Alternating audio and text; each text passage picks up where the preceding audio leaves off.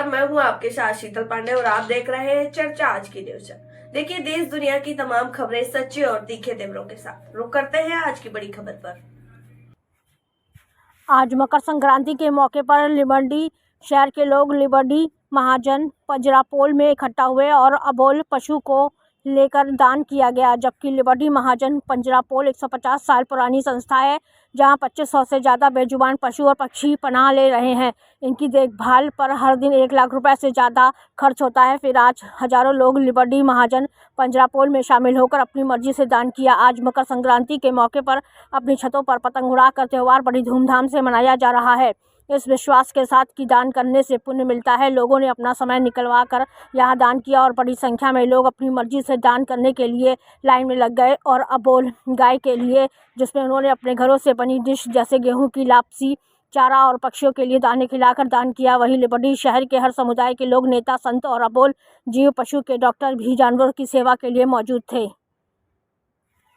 बकुलभाई खाखी, आंतरराष्ट्रीय हिंदू परिषद प्रांत अध्यक्ष। લીમડી મહાજન પાંજરાપોળ એક મોટો સેવા યજ્ઞ લીમડી મધ્ય ચલાવી રહી છે। અહીંયા 2500 મૂંગા પશુઓ આ નિભાવ કરવાની અંદર આવે છે। રોજનો કરીબન 1.5 લાખથી વધુ રૂપિયાનો ખર્ચ છે। 1 લક્ષ લીમડીના શહેરીજનોએ અને લીમડીના શ્રેષ્ઠીઓએ નિશ્ચિત કરેલું છે કે આ પાંજરાપોળ લીમડી માટે આત્મનિર્ભર બને અને એ આત્મનિર્ભર બનાવવા માટે થઈને એક જે જુસ્સો પેદા કર્યો એ લીમડી મહાજન પાંજરાપોળના ટ્રસ્ટીશ્રીઓને આભારી છે।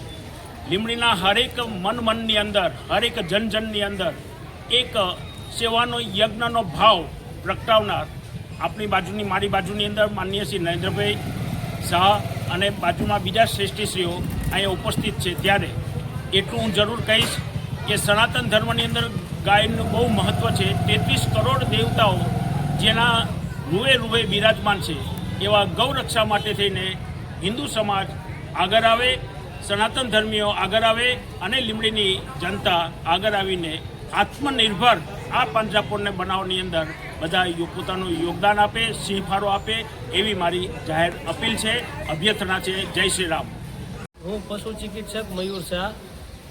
આજે સંક્રાંતનો મહાપર્વ છે, લોકો ઘણું બધું દાન દેવા આવે છે। હું લીમડી મહાજન પાંજરાપોળમાં અત્યારે ઊભો છું અને આ તમે જે જોવો છો એ નાના પશુઓ છે અને અત્યારે બહારથી ઘણા બધા એનજીઓ અહીંયા સેવા આપવા માટે આવે છે અને ઘણું બધું દાન પણ આપે છે।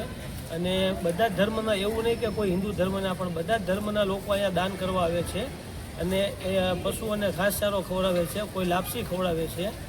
અને અહીંયા અત્યારે લગભગ આશરે 600 જેવા પશુ છે અને બીજા પશુ છે એ વીડમાં છે। પછી આ પશુ માટેની તમારે જે ગાય માતાઓને એને બધા શું સુવિધાઓ આપો? અત્યારે અહીંયા ગાય માતાને કદાચ કોઈ પશુ બીમાર હોય તો એને આપણે અલગ દવાખાનામાં રાખીએ છીએ અને એની જે કંઈ રિક્વાયરમેન્ટ પ્રમાણે દવા કરીએ છીએ અને દવા થઈ જાય, પશુ ઓકે થઈ જાય એટલે પછી એને એના જે રેગ્યુલર વાડામાં શિફ્ટ કરી દઈએ છીએ। અને જે પશુઓ મા વગરના હોય એને હેન્ડ ફીડિંગ કરાવીને આપણે મોટા કરીએ, બીજી ગાયનું દૂધ પીવડાવીને, હાથેથી બોટલેથી પીવડાવીને એને મોટા કરીએ છીએ। એ ડિપાર્ટમેન્ટે અલગ જ રાખેલ છે। અને બીજા જે નબળા પશુઓ છે કે જેની એટલી કેપેસિટી નથી કે આ બીજા મોટા પશુઓની સાથે રહી શકે, કેમ કે એકબીજા બાજે અને પશુ પડી જાય અને મરણ થાય, એવા પશુઓ પણ અમે 60 પશુઓ અલગ રાખેલા છે। એને અલગ અલગ ન્યુટ્રિશનવાળો ખોરાક આપીએ છીએ અને એની ટ્રીટમેન્ટ કરીને હેલ્ધી બને, એમ લાગે કે મહિના પછી એકદમ હેલ્ધી થઈ ગયા છે, પછી એને રેગ્યુલર વાડામાં શિફ્ટ કરી દઈએ છીએ ને બીજા નબળા પશુઓ તેમાં લઈ લઈએ છીએ। એથી કરીને મરણ પ્રમાણનો રેશિયો ઘણો બધો ઘટી જાય છે।